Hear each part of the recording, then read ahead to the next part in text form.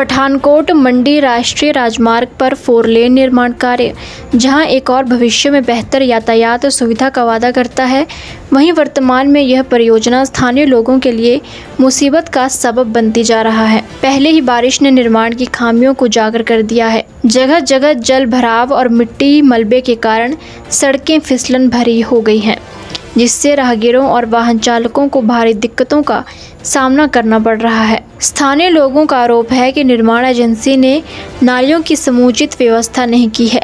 जहां अस्थायी नालियां निकाली गई थी, वहां कुछ लोगों ने अवैध कब्जे कर लिए हैं, जिससे जल निकासी पूरी तरह बाधित हो गई है।